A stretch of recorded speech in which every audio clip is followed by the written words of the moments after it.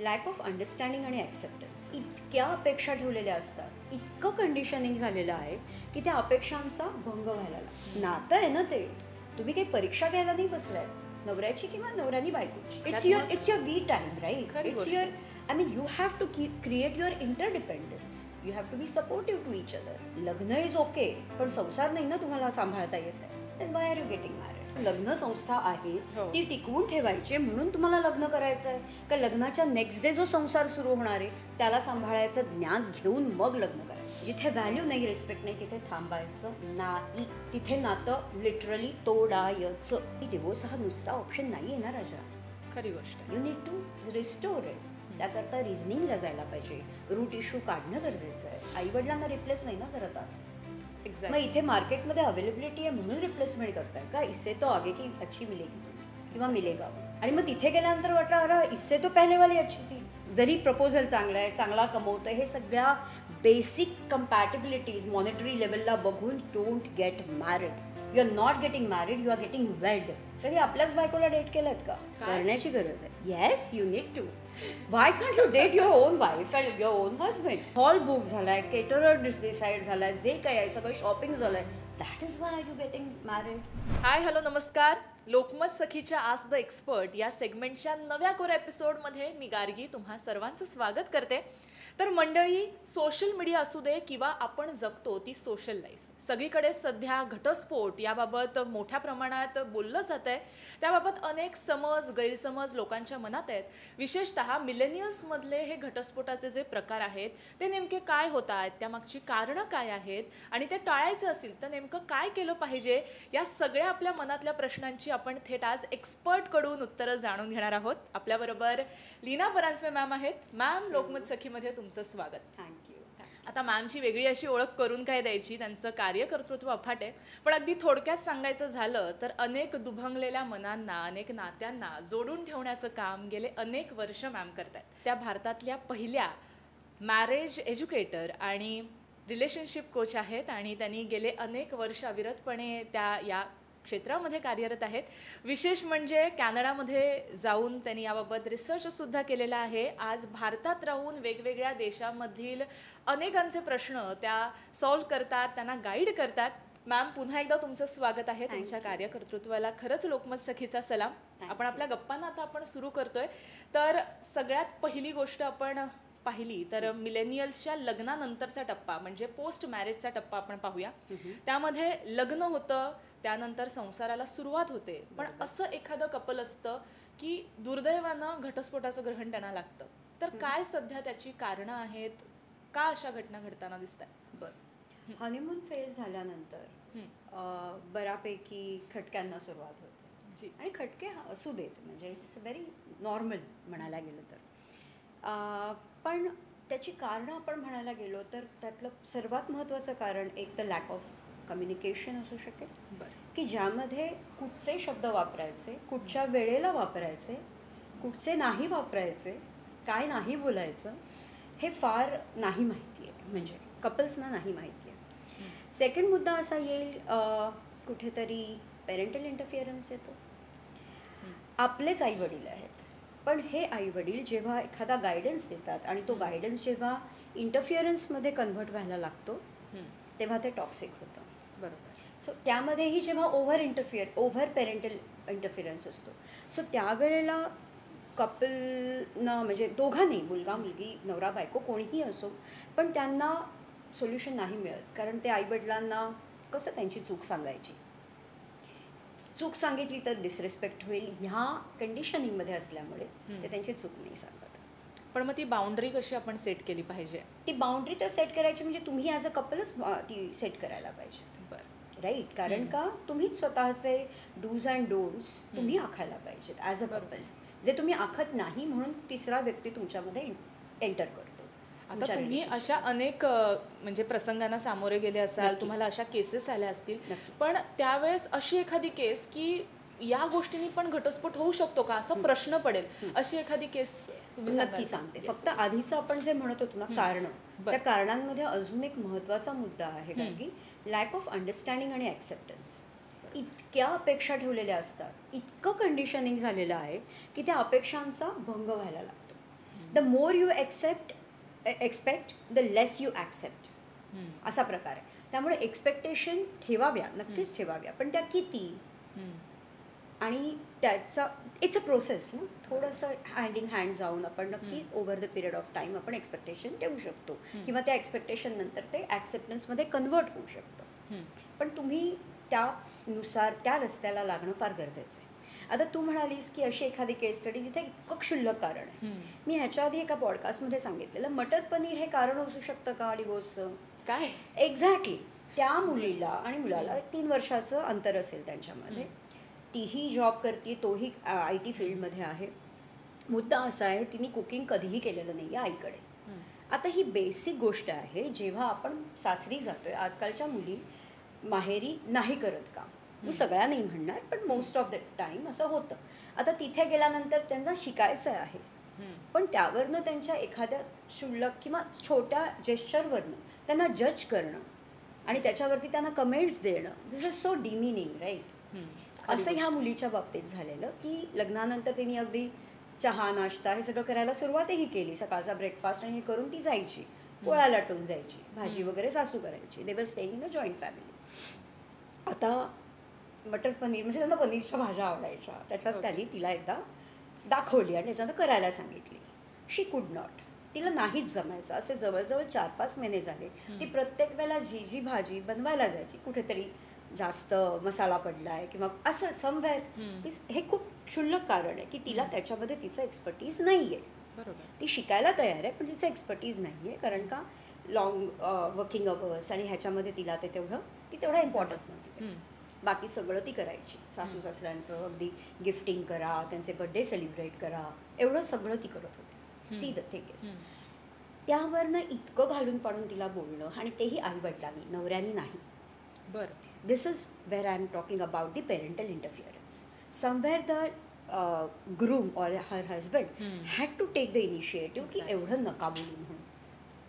ठीक आहे. सो हे क्षुल्लक कारण आहे आणि डिव्होर्स फाईल झाला. आता अर्थात केस आल्यानंतर तो मागे गेला. आज त्यांना जवळजवळ 1.5-2 वर्षाचा मुलगा आहे. सो ही म्हणजे अगदी क्षुल्लक कारण होतं.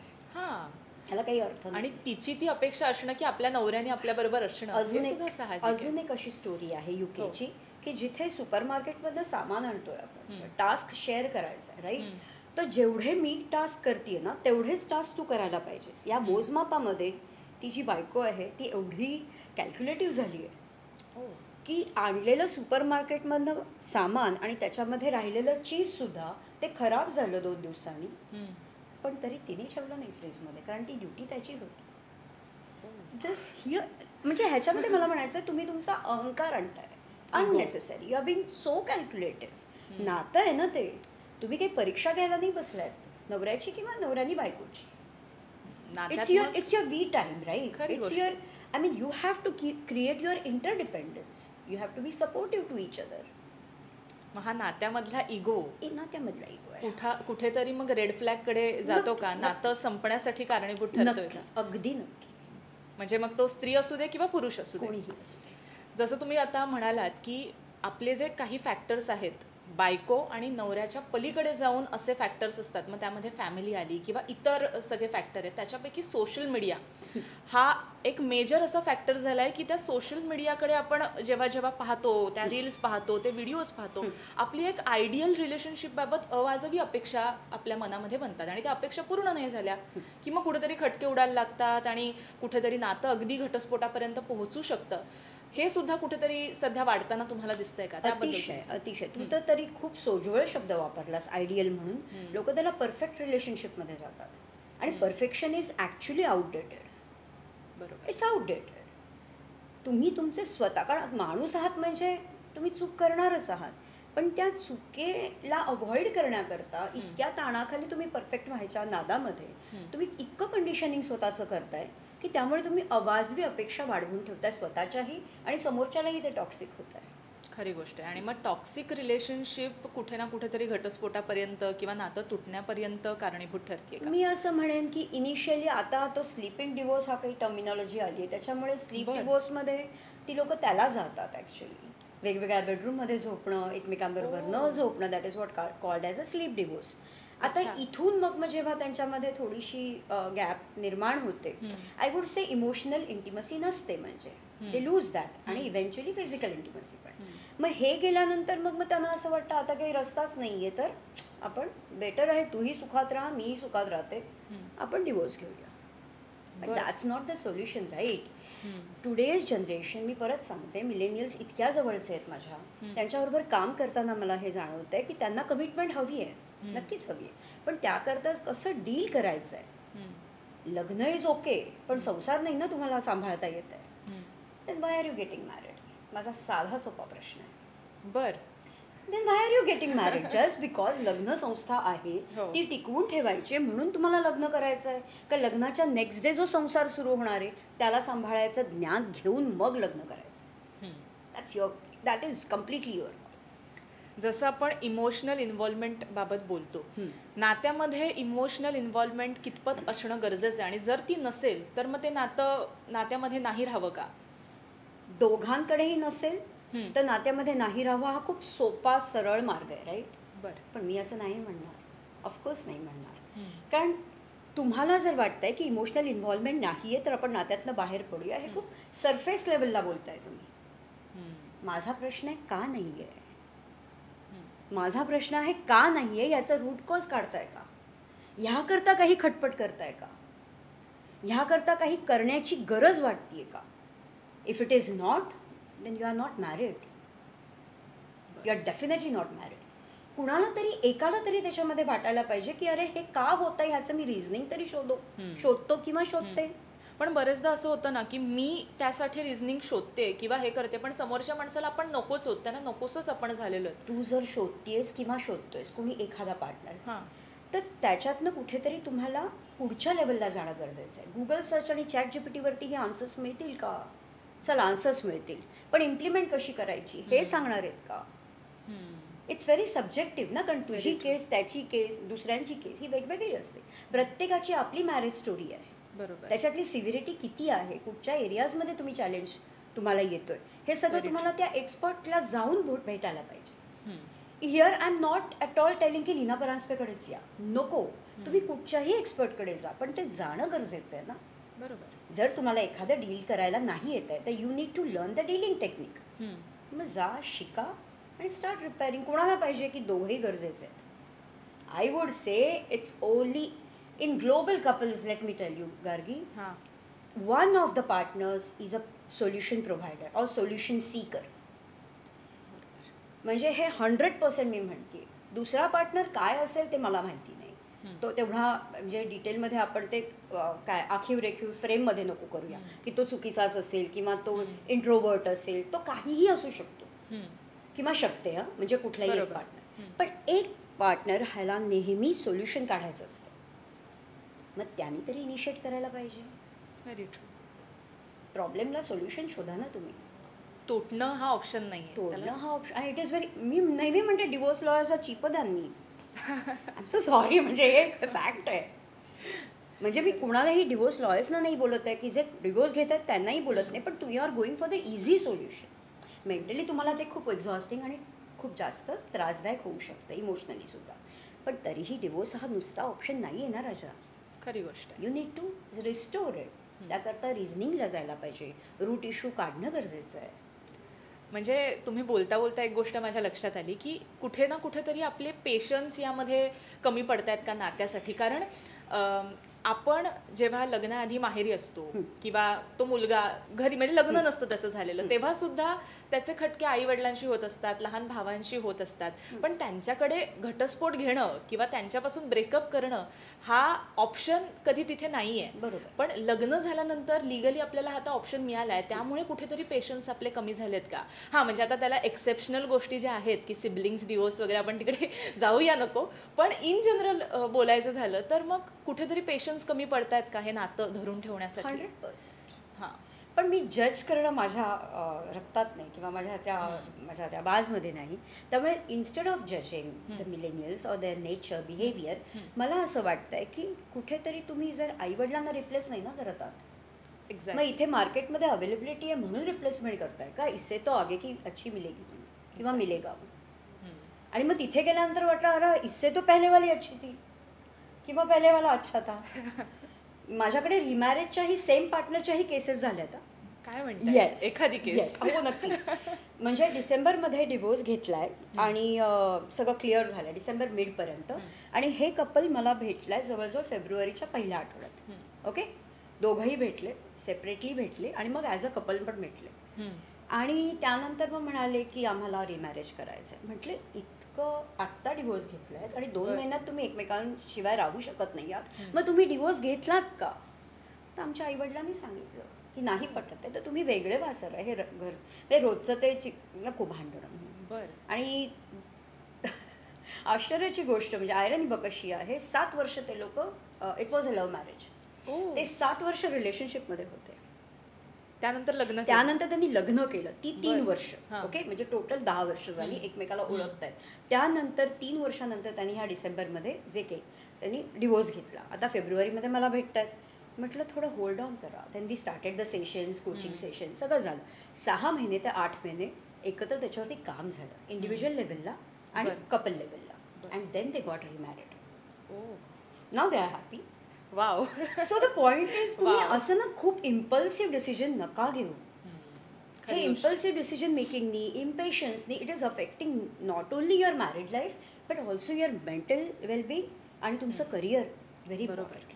बरेचदा असं असतं की करिअरच्या आपण एका टप्प्यावर पोचतो, आपण खूप आपल्याला यश मिळत जातं आणि लग्न झाल्यानंतर असा एक टप्पा येतो जेव्हा आपण फॅमिली प्लॅनिंगचा विचार करतो.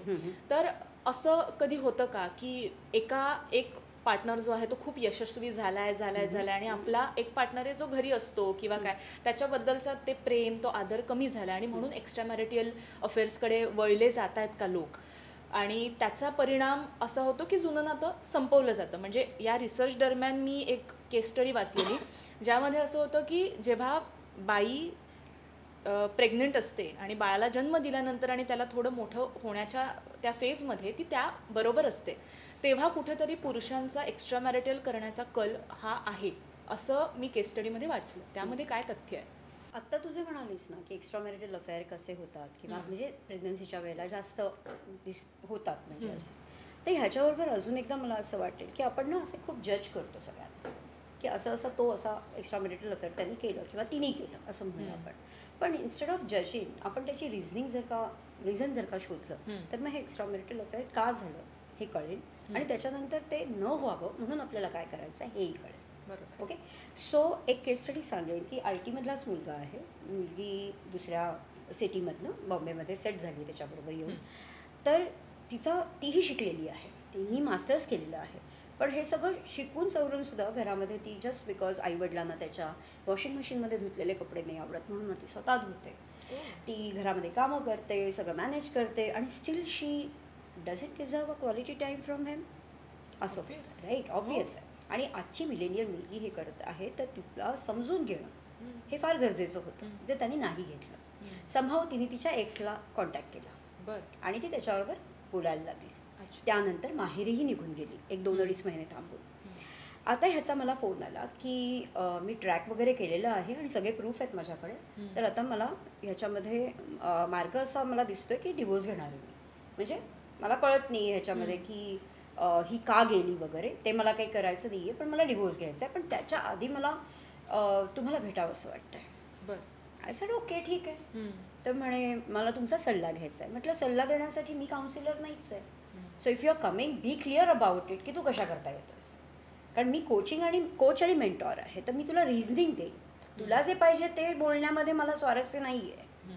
मला ॲक्च्युअल जो प्रॉब्लेम आहे तो मी तुला सांगेन. सो तुला ट्रीटमेंट हवी आहे का सोल्युशन हवं आहे हे तू ठरव. सोल्युशन हवं आहे तर माझ्याकडे, ट्रीटमेंट हवी आहे तर I am not right person. तो म्हणा नाही मॅम मी येतो. असं करून तो भेटला. झालं सगळं रिझनिंग कळलं की तो क्वालिटी टाईम देत नाही आहे, कम्युनिकेशन करत नाही. आला तरी आईवडिलांबरोबर पिक्चर बघत बसतो, म्हणजे TV बघत बसतो बाहेर. He spends time with his parents but not with her. आणि त्याच्यामध्ये तिला ती इमोशनल कनेक्शनच नाही फील झालं आणि त्यामुळे ती तिच्या एक्सकडे आकर्षित झाली किंवा तिने त्याला शोधलं आणि ते बोलायला लागले परत. कुठे फिजिकल नव्हतं कारण ते ती आता गेली पेरेंट्सकडे तेव्हा ते भेटले म्हणजे एक्स बरोबर. पण ह्याच्यामध्ये जेव्हा सेशन सुरू झाली त्यानंतर सर्वात पहिली गोष्ट तिला माहेरून तो घेऊन आला. ही अपोलोजाइज्ड, घेऊन आला. Number 1 thing is. Second is he shifted his life pattern, lifestyle, जे की तो आईवडिलांवरती फोकस करत होता की त्यांना जपण्याकरता. मी असं कुठेही म्हणणार नाही की त्यांचा डिसरेस्पेक्ट करा, बरोबर, पण तुमचं जर नवीन नातं आहे तर त्याला जस्टिस देण्यासाठी तुम्हाला वेळ तिथे इन्व्हेस्ट करणं गरजेचं आहे. Very true. आणि त्याप्रमाणे तो कम्युनिकेशन त्यांनी शिकलं, क्वालिटी टाईम द्यायला लागला. मीनवाईल तिनेही सेशन्स घ्यायला सुरुवात केली, कारण तोही घेऊन आलेला तिला. आज त्यांना आताही थोडी ओल्ड स्टोरी आहे, मी आधीच सांगितले. तर आता तर त्यांना 4 वर्षाचा 19-20 सालची आहे, म्हणजे हे 4 वर्षाचा वगैरे मुलगा आहे. काय म्हणताय? त्यामुळे जिथे तो डिव्होर्स घेणार होता जस्ट बिकॉज ऑफ तिला ट्रॅक केल्याने, एक्स्ट्रा मॅरिटल अफेअर दिसल्यानंतर, तू रिझन समजून घे ना. कोणी चीट करण्याकरता लग्न करतच नाही आहे, अगदी हाताच्या बोटावरती असते. बरोबर. डिव्होर्स घेण्याकरता कोणीच लग्न करत नाही. पण जर मधला संसार कळत नाही आहे तर तो शिकण्याची गरज नाही का? That is what my question is. खरी गोष्ट आहे. तर आपण एक्स्ट्रा मॅरिटल अफेअरबद्दल बोललो. तर एका बाजूला एक्स्ट्रा मॅरिटल अफेअर आहे, तर दुसरीकडे आजकाल ओपन मॅरेज याबद्दल पण खूप बोललं जातं. नक्की. मग नेमकं हे ओपन मॅरेज काय आहे, काय नेमकी ही कन्सेप्ट आहे? परत it's your completely your choice की तुम्हाला ओपन मॅरेजमध्ये राहायचं तर तुम्ही राहा, एन्जॉय करा ती गोष्ट. माझा वैयक्तिक काहीच प्रॉब्लेम नाही आहे, पण त्याचे पडसाद मात्र तुम्हाला मिळणार आहेत, हे लक्षात ठेवा. कारण पडसादाशिवाय त्याचे कॉन्सिक्वेन्सेस तुम्हाला नाही मिळणार ह्या भ्रामक कल्पनेत राहू नका. If you want to go for open marriage, communicate करा आणि मे बी 1 वर्ष 2 वर्ष आपण ओपन मॅरेजमध्ये राहूया.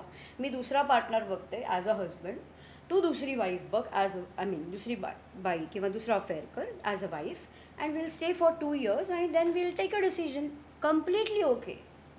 मी कोण आहे जज करणारी? Very true. पण त्याचे पडसाद येणार आहेत की कुठेतरी तुमच्यावरती त्या व्यक्तीचा तुमच्यावरती इम्पॅक्ट पडेल, ह्या व्यक्तीचा तुमच्यावरती इम्पॅक्ट पडेल. तुम्हा दोघांचं बॉन्डिंग जे ॲक्च्युअल होतं, यू विल स्टार्ट कम्पेअरिंग. म्हणजे माझ्याकडे अशा केसेस आहेत की जिथे त्यांनी केलंही पण नवऱ्यानी नाही केलं. अच्छा. नवरा was not ready for open marriage, बायको was ready, so he allowed her. बरं. ठीक आहे. आणि जाऊन ती परत आली. ती म्हणाली तू का नाही रे केलंस एवढं? म्हणजे तिला ती चूक कळली, पण ती म्हणाली तू का नाही रे केलंस? मग म्हणून आय वॉज व्हेरी शुअर तू परत येणार आहेस. म्हणजे जोक्स अपार्ट, की तुम्ही एकमेकांमध्ये जर का तुमच्यामध्ये इंटिमसी नाही आहे, चल ठीक आहे, मोनोटोनसपणा जास्त झाला आहे, यु नो, आपण म्हणतो तसं खूपच असं बोरिंग वाटतं आहे मॅरेज आफ्टर से 8 years 10 years, तर त्यामध्ये कुठेतरी तुम्ही रिइग्नाईट करण्याकरताचे फंडे शोधायला पाहिजेत ना स्वतःचे. कधी आपल्याच बायकोला डेट केलं का? करण्याची गरज आहे. Yes, you need to. Why can't you date your own wife and your own husband? तुम्ही बोलताना सुद्धा माझंही पटकन झालं काय असंही असतं. म्हणजे ही काय आहे, शेवटी तुम्हाला त्याच्यामध्ये कुठेतरी वे आउट काढायचं आहे, कुठेतरी तुम्हाला रिइग्नाईट करण्याकरता काहीतरी नवीन टेक्निक्स काढायचे आहेत, तुमचे वेज तुम्ही शोधून काढायचे आहेत. खरं. राईट. कोड लँग्वेज असते काही कपल्समध्ये. ओके. एक मस्करी असते, ह्युमर असतो. There are so many things. हे सगळे तुम्ही शोधणं आणि ते रिस्टोअर करणं गरजेचं आहे. कंपेलिंग नको आहे कुठे. अनविलिंग आहात तर प्लीज या रस्त्याला जाऊच नका.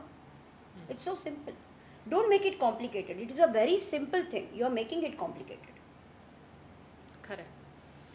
मॅम, तसंच फिजिकल इनकॉम्पिटन्सी हा सुद्धा एक फॅक्टर झाला आहे घटस्फोटाचा. Yes yes. Again I would repeat, surface लेवलवरती आपण बघतोय. कारण हे सगळं सरफेस लेवलवरती आहे ना, की नाही सेक्स नाही होत आहे आपल्यामध्ये, असं आपण म्हणूया. बरोबर. का नाही होत आहे याच्या रिझनिंगला जात नाही. कधी कधी असं असतं की you have to go and meet the gynaecologist और सेक्सॉलॉजिस्ट, जे कोणी असतील त्यातले एक्सपर्ट. तिथे जाऊन तुम्ही सोल्युशन काढू शकता जे तुमच्या अखत्यारीत आहे. म्हणजे बरोबर. ते जरी करून आलात आणि तरीही जर का तुम्ही इंटिमेट नाही होत आहे, तर there might be the hidden or the deeper level of issue, की कुठेतरी तुम्ही इमोशनली इंटिमेट नाही आहात किंवा one of the partners is not emotionally connected. खास करून हे बायकांच्या बाबतीत होतं की जर का त्या इमोशनली कुठेतरी हर्ट झालेल्या असतील, त्या नवऱ्याला टच पण नाही करू देणार. They will keep a great distance. कारण इमोशनल इंटिमसी नाही आहे तर मी फिजिकलला जाणार नाही. इतक्या काही म्हणजे बऱ्यापैकी मुली किंवा लेडीज ह्या जास्त फर्म असतात ह्या गोष्टीला. बरं. त्यामुळे रिझनिंग कम्युनिकेशन दोघांमध्ये याबाबत असणं खूप इम्पॉर्टंट आहे. म्हणजे तू आपण का नाही करतो किंवा का नाही वाटत आहे हे बोलणं, विचारणं, मी इथे आहे तुला सपोर्ट करण्याकरता, मी अप्रिशिएट करेन जर का तू सांगशील मला काही रिझन, तर I will really take the responsibility of my mistake. हे बोलणं, या वाक्यांची गरज आहे ना.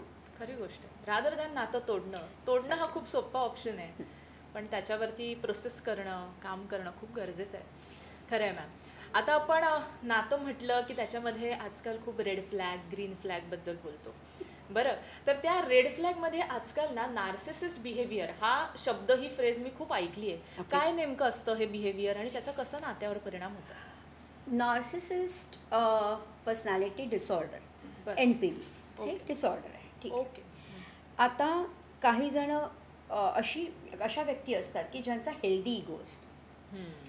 काही असे असतात की ज्यांनी काही खूप खडतर प्रवास करून कर्तृत्वावरती त्यांनी काहीतरी अचीव केलेलं असेल. बरं. त्याला आपण नार्सिसिस्ट म्हणून टॅग नाही ना करू शकणार, कारण नार्सिसिस्टचे काही आय वुड से कसं म्हणता येईल आपल्याला, नार्सिसिस्ट लोक म्हणजे त्यांचे काही असे बिहेवियरल पॅटर्न्स आहेत की ज्याच्यातनं आपल्याला कळतं. जसं काही नो एम्पथी, त्यांना ॲब्सोल्युटली तुमच्याबद्दल एम्पथी नाही आहे. अच्छा. कधीच नसते. कुठचीही गोष्ट झाली की ते रिस्पॉन्सिबिलिटी स्वतःवर घेणार नाही. तूच अशी बोललीस म्हणून झालं, तू तसं बोललास म्हणून झालं, तू यायला हवा होतास तर मग हे झालं असतं. मुलींपेक्षा मुलांमध्ये, मेल्समध्ये नार्सिसिस्ट बिहेवियर खूप जास्त, NPD जास्त ऑब्झर्व होतो. बरं. जवळजवळ 78 to 80% आपण म्हणूया मेल्समध्ये. बरं. ठीक आहे. काही वेळेला असं असतं की नार्सिसिस्ट बिहेवियरमध्ये खूप गॅसलायटिंग हा प्रकार होतो. इन्स्ट्रिकेट करणं, तुला प्रवोक करणं, मॅचबॉक्स म्हणतो ना आपण, तशी काडी लावायची, हे काम एक्सपर्ट नार्सिसिस्ट करतात. एक्सपर्ट. आणि त्याच्यानंतर जो काही भडका, बघ तूच चिडतीयस की, तूच रागावलास, मी तर एवढं आकांत तूच करतीयस, हे सगळं तूच फोडलंस, रिमोट तूच फेकून मारलास. दॅट इज लाईक, मी कुठेच नाही आहे, तुझी चुकी आहे. This is a safest way for any narcissist. कृपा करून एक तर त्यांच्यापासून लांब राहा लग्नाच्या आधी. आता हे कसं कळेल तर त्यासाठी गंमत चालली, कोर्टशिप करा, एक्सपिरियन्स करा, 6 महिने तरी नात्याला द्या. बरोबर. प्रपोजल चांगलं आहे, फॉरेनचं तर ठीक आहे, पण जरी प्रपोजल चांगलं आहे, चांगला कमवतं, हे सगळ्या बेसिक कम्पॅटिबिलिटीज मॉनिटरी लेवलला बघून don't get married. You are not getting married, you are getting wed. There is a difference. जसं हा अवेअरनेस एका पार्टनरमध्ये पाहिजे, तसंच आता अरेंज मॅरेजमध्ये त्या फॅमिलीला पण ह्या गोष्टीची कल्पना असली पाहिजे. शक्यतो तरी नाही येणार आहे, कारण parents are not, there are very few parents who want to get aware. ज्यांना अवेअरच नाही व्हायचं आहे त्यांना त्या झोपेचं सोंग करणाऱ्यांना तू कसं उठवणार आहेस? Very true. आणि पेरेंट्सना नाही उठायचं आहे, कारण हे सगळं छान आहे, तर व्यवस्थित तू इतका सेट झालास किंवा झाली आहेस, आता तू लग्न कर. आत्ताची केस आहे, जस्ट एक ब्रेकअप झाला आहे आणि विदिन अ मंथ तिचं लग्न करतायत. केस आली आहे आत्ता मागच्या आठवड्यात. तुम्ही हे ब्रिज का करताय स्वतःहून? You are patching it up, की एकदा गेली म्हणजे ती सुखी झाली. अरे कमॉन, ती हील पण नाही झाली आहे त्या ब्रेकअपमधनं, आणि त्याचा इम्पॅक्ट तिच्यावर नाही, त्या समोरच्या व्यक्तीवर होणार आहे, त्या पार्टनरवरती. म्हणजे त्याचा काहीही दोष नसताना ती सगळे डाऊट्स, जे काही ट्रस्ट इश्यूज आहेत ते त्याच्यावरती काढणार. Indirect comparison. हे तुम्हाला काहीच करायचं नाही, कारण त्याला एकदा सोडलं म्हणजे ते उजवली म्हणतो आपण, तसं केलं लग्न की विषय संपला, आम्ही आमचं कर्तव्य केलं. नका करू असं. ॲटलिस्ट विचारा आपल्या मुलाला किंवा मुलीला की are you ready for it. आणि प्रत्येक, मग तो मुलगी असू दे मुलगा असू दे, त्यांनी जर त्यांना असं जाणवत असेल, म्हणजे नातं ठरवल्यानंतर सुद्धा, तर ते सांगणं किंवा पॅरेंट्स बरोबर डिस्कस करणं गरजेचं आहे. कारण बरेचदा असं असतं की त्यांचं फार मत घेतलं जात नाही. तुम्ही जसं म्हणालात तसं की बाबा झालंय आता, नवीन चांगलं स्थळ आलंय, तुझं वय झालंय आणि तू लग्न करून मोकळा हो. इथपर्यंत सांगेन, हॉल बुक झाल्या म्हणून लग्न करताय का तुम्ही? म्हणजे कृपा अक्षरशः या चॅनलतर्फे म्हणजे मी नमस्कार करते तुम्हाला, की हॉल बुक झालाय, केटरर डिसाईड झालाय, जे काही आहे सगळं शॉपिंग झालंय, that is why are you getting married. जे तुम्ही म्हणता मॅरेज 17 दिवसात लग्न तुटलंय, 17 विदिन 2 weeks. आठवड्याची केस स्टडी मी ह्याच्या आधी कितीतरी पॉडकास्टमध्ये सांगितलेली. आठवड्याची, रविवारी लग्न झालं, शुक्रवारी समोर रडतोय मुलगा माझ्यासोबत की मॅम असं काय झालं की ही गुरुवारी निघून गेली.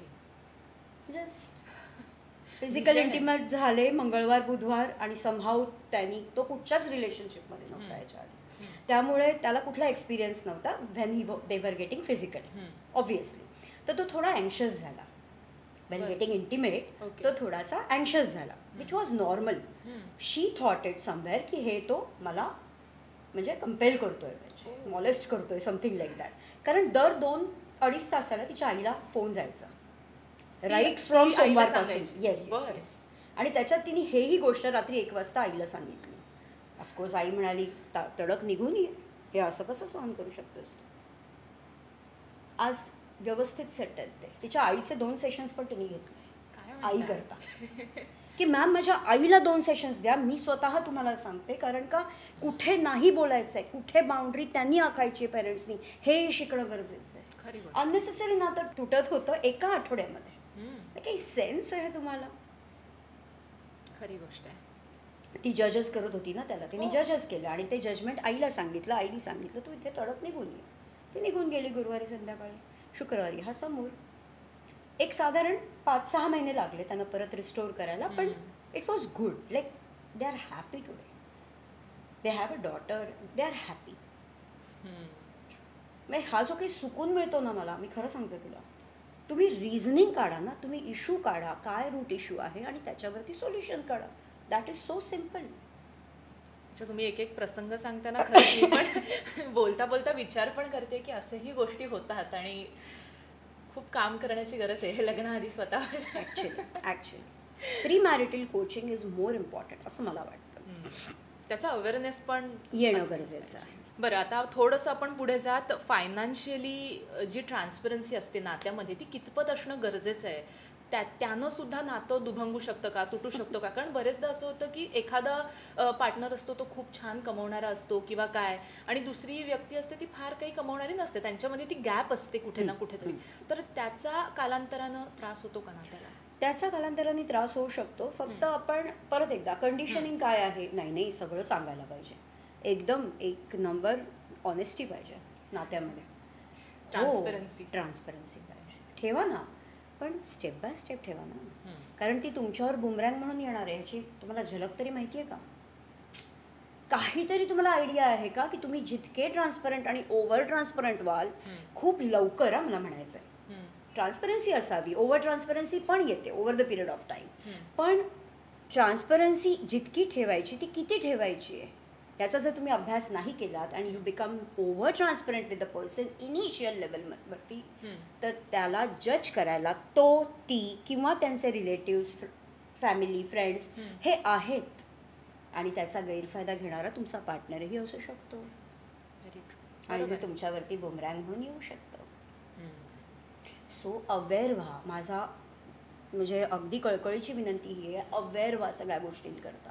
तुम्ही गुगल टर्मिनॉलॉजी पाठ करून त्याचे डेफिनेशन्स पाठ करण्यापेक्षा ना रिअल लाईफमध्ये हे कसं मी इम्प्लिमेंट करेन ह्याचा विचार करा. बरोबर. सो इनिशियल लेवलवरती थोडं मोजकं बोलणं इज ओके. हे एवढं आहे, मी एवढं सेव्हिंग केलं आहे, इथे इन्व्हेस्ट केले, इथे म्युच्युअल फंड्समध्ये आहेत, इथे शेअर्समध्ये आहेत, इथे गोल्डमध्ये आहे, एवढं आम्हाला पिढ्यानपिढ्या एवढं चालत काही गरज नाही आहे. Is not interested, is just asking you. आणि जर तुम्ही आधी सांगून जर का त्याच्यावरती भाळून जर का तो किंवा ती लग्न करते तर ह्याच्याकरता तो प्रॉपर्टी करता करते ना, किंवा त्या मॉनिटरी लेवलवरती करते, तुमच्याशी नाही करत आहे. मटेरियलिस्टिक गोष्टीवरती करते. खरं.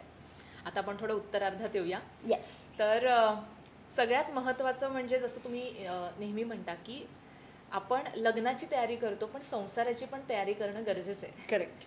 तर काय नेमकी तयारी करायची की जेणेकरून भविष्यात अशा प्रकारे घटस्फोटापर्यंत प्रसंग जाणार नाही? प्री मॅरिटल लेवलवरती जर का तुम्ही इनिशियली स्वतःच्या कॉन्फिडन्सवर, स्वतः सेल्फ ट्रस्टवर, स्वतःचा आय वुड से डिसिजन मेकिंगवरती, करेज ह्याच्यावरती जर तुम्ही काम केलं तर तुम्हाला क्लॅरिटी येईल की नक्की समोरच्याला आपण दोष देण्यापेक्षा माझ्यामध्ये काहीतरी वैगुण्य आहे, ज्या चुका आहेत त्या मी रेक्टिफाय करते किंवा करतोय. जेव्हा तुम्ही त्या स्वतःला रेक्टिफाय करता, इनिशियली सांगते, आणि त्या चुका दुरुस्त केल्यानंतर तुमचा कम्प्लीट अँगल बदलतो. तुमचा पर्स्पेक्टिव्ह टुवर्ड्स मॅरेज बघण्याचा, पार्टनरकडे बघण्याचा तो बदलतो. You start taking the decisions, you become your on authority. म्हणजे तुम्ही त्यांना मॅनिप्युलेट करायचं असं नाही म्हणत आहे, कारण आजकाल ना इतक्या टर्मिनॉलॉजी पार्ट झाल्यात ना, तर केऑस झालाय सगळा, माहिती आहे का. लॅक ऑफ नॉलेज किंवा हाफ नॉलेज इज डेंजरस असं म्हणतात, पण over knowledge is a confusion ना, जे झालंय खरं. त्यामुळे काही झालं तरी अरे माझा पार्टनर ना नार्सिस, मला डायरेक्ट मेसेज येतो, कधी कळलं तुला हा नार्सिसिस्ट आहे ते, कालपर्यंत तो तुला मस्तपैकी डिनर डेटला घेऊन जात होता, तुला अगदी पाय वगैरे चेपत होता तुझे, आणि आज तू त्याला नार्सिसिस्ट म्हणायला लागलीस. म्हणजे काय बेसिसवरती सगळ्या नवीन नवीन टर्म्स घेऊन तुम्ही ब्लेम करताय, विदाउट नोईंग की त्या काय आहे. एक्झॅक्टली. आणि ते खूप जास्त टॉक्सिक होऊ शकतं. सो प्रीमॅरिटल लेवलला स्वतःवर पहिलं काम केलं, की त्यानंतर मग through coaching and mentoring session, I am really proud of it, मी पर्सेंटेज सेटअप करून देते. बरं. Please listen this carefully. Percentage of marriage in your complete life. Right. मी एका पॉडकास्टमध्ये म्हटलं आहे, पती परमेश्वर नसावा. Right. Even I have started not wearing the mangalsutra. Right. So मंगळसूत्राचा दागिना झाला की तो विषय वेगळा होऊन जातो, आणि जे झाल्यामुळे मी स्वतः मंगळसूत्र नाही घालत. याचा अर्थ कोणी काही म्हणजे असं काही नाही, मला माझ्या पार्टनरला, माझ्या नवऱ्याला काही ब्लेम नाही करायचं त्या गोष्टीबद्दल. पण मुद्दा असा आहे की तुम्ही स्वतःला तो ओळखा पाहिलं, आणि स्वतःला ओळखल्यानंतर तुम्ही तो डिसिजन घेणं, ते करेज घेणं हे फार गरजेचं आहे असं मला वाटतं. त्यामुळे त्या क्लॅरिटीने तुम्ही पुढे जात राहता ॲज अ कपल. आणि या सगळ्या प्रोसेसमध्ये बरेचदा आपण खूप प्रयत्न करून सुद्धा काही नाती नाही टिकत. मग अशा वेळेस एखादा इमोशनली इन्व्हॉल्व माणूस असतो, पार्टनर दोघांपैकी एक, मग त्यांनी कसं हील केलं पाहिजे, स्वतःला दुसरा कसा चान्स दिला पाहिजे. ओके. आता इथे नातं नाही वर्क होत आहे असं फार रेअरली होत आहे, व्हायला पाहिजे म्हणजे. ओके. कारण जिथे फिजिकल अब्यूज झाला, I would say mental abuse झाला, हरॅसमेंट आली, जिथे किती सांगून सोल्युशन्स काढून सुद्धा partner is not ready to change, त्याचा स्वतःचा काय पास्ट असेल किंवा तिचा काय पास्ट असेल, ठीक आहे. सो हे सगळ्या जरी गोष्टी असतील तरी त्यामध्ये आपण स्वतःला त्या गोष्टीतनं कसं वाचवायचं, कारण आपण इन्व्हॉल्व असतो. कुठच्याही ग्लोबल कपलमध्ये एक पार्टनर इमोशनल असतो आणि दुसरा प्रॅक्टिकल असतो. इमोशनलची इन्व्हॉल्वमेंट जास्त असते, तर त्यातून बाहेर येण्याकरता हळूहळू थोडं डिटॅच व्हायला सुरुवात करा. जितकी इन्व्हॉल्वमेंट आहे, हां मी तुला हे करून देते, मी हे असं करून देतो, मी अवेलेबल करून देतो, I will take the responsibility, हे सगळं बंद करा पहिली गोष्ट. कारण त्याला त्याची कदर नाही आहे, किंवा तिला त्या पार्टनरला, म्हणजे मला म्हणायचं तो ती कोणी असो, पण कदर नाही आहे. जिथे व्हॅल्यू नाही, रिस्पेक्ट नाही, तिथे थांबायचं नाही. तिथे नातं लिटरली तोडायचं. म्हणूनच स्वतःच्या व्हॅल्यू रिस्पेक्टवर जेव्हा काम कराल ना लग्नाच्या आधी, तेव्हा हे ठोकताळे कळतील की माझ्या व्हॅल्यू रिस्पेक्टला एवढं मी महत्त्व देते, तर तेवढाच मी तुलाही देईन, पण मलाही रिटर्नमध्ये मिळालं पाहिजे. इथे मागत नाही तुम्ही, ओव्हर सबमिसिव्ह होता आधी, आणि मग एकदम तुम्हाला म्हणजे इतकं सगळं असं सबमिसिव्हनेसनी, आणि मग नंतर अग्रेसिव्हनेस येऊन जातं. खरं. हे दोन एक्साइटमेंटमध्ये किंवा ह्या दोन एक्स्ट्रीम लेवलवरती समोरचा पार्टनर कन्फ्यूज होते. अरे आता तर ही सगळं करत होती माझ्यासाठी, आता काय एवढं चिडायला झालं, he gets confuse. So balance साधा. आणि मी पर्सेंटेजचं मगाशी म्हणत होते ते राहून गेलं. पूर्ण लाईफमध्ये मॅरेजचं पर्सेंटेज हे आधी, लग्नाच्या आधी सेट करणं गरजेचं आहे. म्हणजे मी कोचिंग तर नाही घेत आता, marriage percentage, I have to reveal everything. Okay ठीक आहे, चल मी एक छोटासा फ्रेज नवीन आहे. नक्की फ्रेज आहे, ऑफकोर्स ती इथून आहे म्हणजे नाही. द पॉईंट इज, तुम्ही जर का पूर्ण आयुष्य तुम्ही तुमच्या पार्टनरला सोलमेट, मला म्हणायचं आहे made for each other, happily ever after, हे जे काही कंडिशन्स आहेत ना, या कंडिशन्समध्ये आपण सगळं सर्वस्व वगैरे वाहून देतो. तो किंवा ती कोणी असेल ज्याची गरज ॲक्च्युली नाही आहे. So I set the percentage after seeing the case study. Okay. लग्नाच्या आधी जरी तुम्हाला कळतं की त्याचा स्वभाव असा आहे, माझा स्वभाव असा आहे, आणि थोडेफार लेवलवरती आम्ही कॉमन टर्म्सवरती आहोत, तर मे बी इनिशियली तुम्ही सेट करा 15% मी माझ्या लाईफमधला 15%चा हिस्सा मी लग्नाला देते. 15% किंवा 20% तुम्ही सेट करताय, म्हणजे अपेक्षाही तेवढ्याच आल्या, खरी गोष्ट, लोडही तेवढाच आला, काळजीही तेवढीच आली, स्वतःचा इंडिव्हिज्युअल लाईफ मिळालं ना 85%चं. समजताय? म्हणजे 85% तुम्ही तुमची स्वतःची पर्सनल स्पेस, स्वतःची ग्रोथ ह्याच्यावरती फोकस करा. इथे काही गोष्टी इग्नोर करता येतील तुम्हाला. इनिशियली 100% महत्त्व देता तुम्ही आणि त्याच्यानंतर अपेक्षांचं ओझं इतकं होऊन जातं, कंडिशन्स एवढ्या असतात आणि हे खूप जास्त तुमच्यासाठी ओव्हर एक्झॉस्टिंग होतं. Prove it or make me raw, I mean like tell me if you agree or disagree. पर्सेंटेजच कमी असेल ना, तो अभ्यासच कमी आहे. म्हणजे इव्हेंच्युअली वाढवा ना, 1 वर्ष 2 वर्ष, मग पर्सेंटेज वाढवा तुम्ही. I am not at all saying की मेड फॉर इच अदर नसतात, पण ती जर्नी आहे, त्याला वेळ लागतो. खरं आहे मॅम. बराच वेळ आपण गप्पा मारत होतो आणि खरंच या गप्पा होत्या. मनातले अनेक प्रश्न तुम्ही असे हा म्हणता सॉल्व्ह केले असं मी म्हणेन. आणि खरंच शब्दांमध्ये ती ताकद आहे की काही आपल्या जखमा त्या भरून निघतात. जसं सुधीर मोघे म्हणतात, शब्दांना नसतं दुःख, शब्दांना सुखही नसतं, ते वाहतात जे ओझे ते तुमचं आणि माझं असतं. खरी गोष्ट आहे ती आणि ते तुम्हाला अगदी चपखल बसतंय. तर खूप खूप धन्यवाद तुम्ही लोकमत सखीशी संवाद साधल्याबद्दल, इतक्या छान गप्पा मारल्याबद्दल आणि एवढं आपलेपणाने सगळ्या गोष्टी आम्हाला सांगितल्याबद्दल. तर मंडळी, तुम्हाला सुद्धा तुमच्या मनातले जे प्रश्न आहेत त्यांची उत्तरं मिळाली असतील. जर काही मनामध्ये अजूनही प्रश्न असतील तर ते कमेंट बॉक्समध्ये मेन्शन करा, त्याची उत्तरं आम्ही तुम्हाला देऊ. बाकी एपिसोड कसा वाटला नक्की आम्हाला कमेंट करून सांगा आणि लोकमत सखीला फॉलो आणि सबस्क्राईब करायला विसरू नका.